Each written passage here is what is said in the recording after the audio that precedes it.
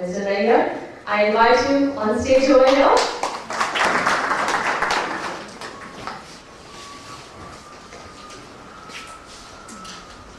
Especially His Excellency Ambassador of Bolivia, who was found of time to spend with us, and all the authorities of the local university, along with my dear friends. With friends, I mean the fellow students. Because I strongly feel that if we all are here today, it's because and for the students who are present here. So while we discuss about a lot of aspects, especially the African-Indian aspects today, there are two things that I would primarily like to advocate. One, leadership, the topic given for today, and questions like, a university makes a student or a student makes a university? So I put that question right across to people out there. If somebody would like to answer it, especially from the student side, what do you think? It is a university that makes a student, or is it a student that makes a university? Silence. One reason that I can portray for this silence is that we as students sometimes feel curling area. We are hardly in first year, second year, third year probably. We have enough time. So now we need to understand the first question, what we were, hum kaun the? Second question, what are we today, hum aaj kya hain? And the third question, what is our future, hum kal kya honge?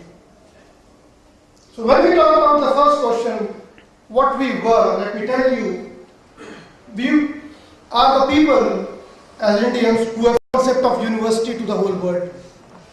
So university like Taxila and Nalanda existed way before even MIT or Harvard was even thought of. So when foreign invaders had to come and rule us, the first thing that they did was to burn our libraries. The first thing that they did was to burn all the treasure of written content that we had. We used to study without any infrastructure. We used to learn sitting under the trees, be it 4 a.m. in the morning or 9 p.m. in the night. We used to inculcate things within ourselves from natural resources, from cultural values. What we were. Talking about the Indian education system today, sir rightly mentioned that, the Vice Chancellor sir rightly mentioned that we are quickly approaching a gross enrollment ratio of 30%, which is something that we expected to achieve by 2020. And we are growing in every possible field, be it research, be it getting more universities in our country, or developing ourselves in various skills and degree values as well.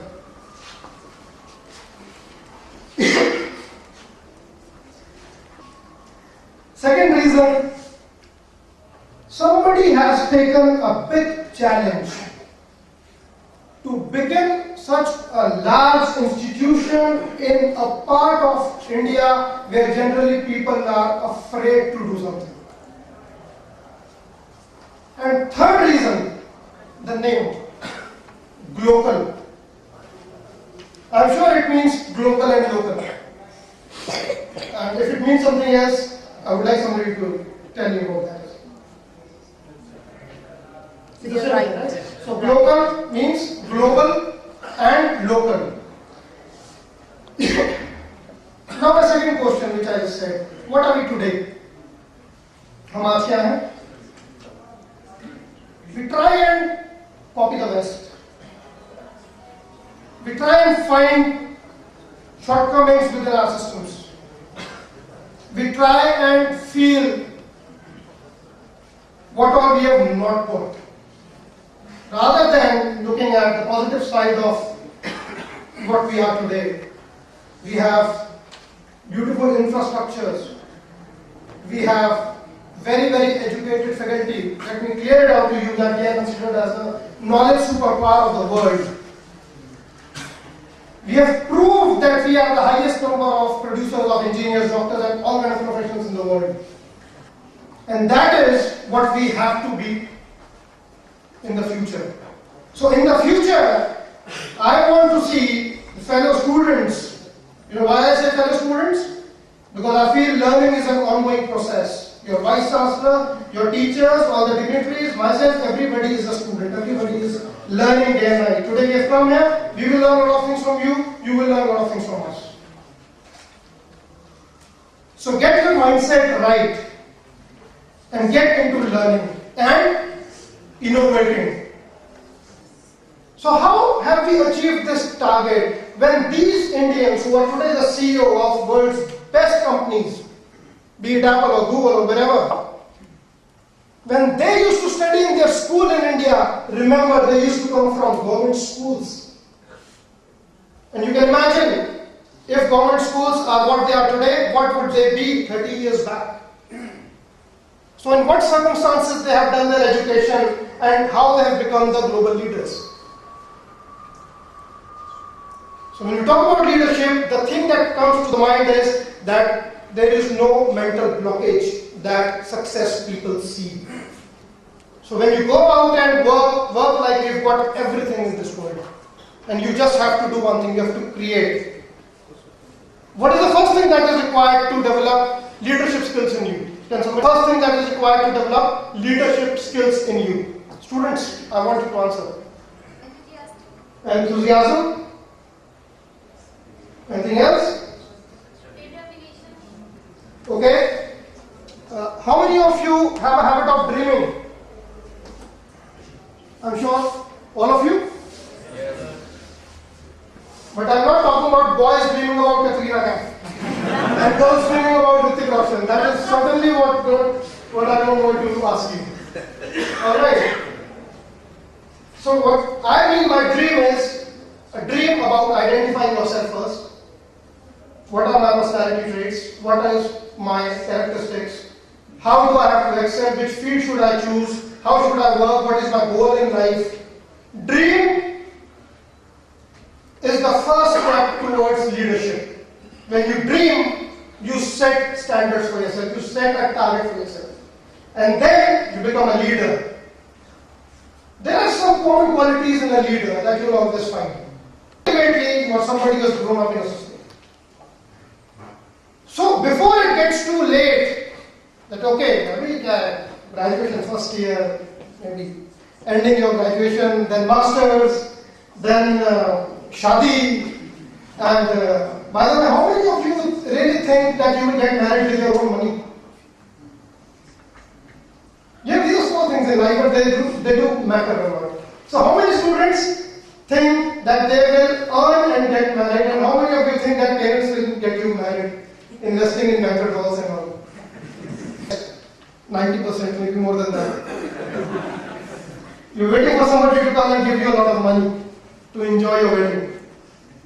And what will happen after that? Oh my God, responsibility, why? And in the whole process, what happens is that you are overburdened by things and your innovation part goes down. So it's a very serious thing. That if you really want to innovate, because leaders are those who innovate, until and unless you succeed in developing an idea, conceiving an idea and developing it, you will not find people following you. While we were having coffee, we were just discussing about the Aam Aadmi Party victory in Delhi. You know why our Aam Aadmi Party has become victorious? Because of the students. They were not paid. By their own will, they went and supported a movement, and they have created an example for the world to see. And there is no difference between a student in Delhi, Bombay, Saharanpur, Dehradun, or anywhere in the world. Because if I ask you a simple question, tell me the shape of Earth. Very simple question. Tell me the shape of Earth.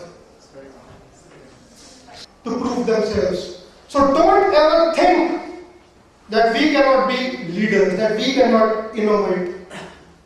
Because it's time to really thinking about yourself.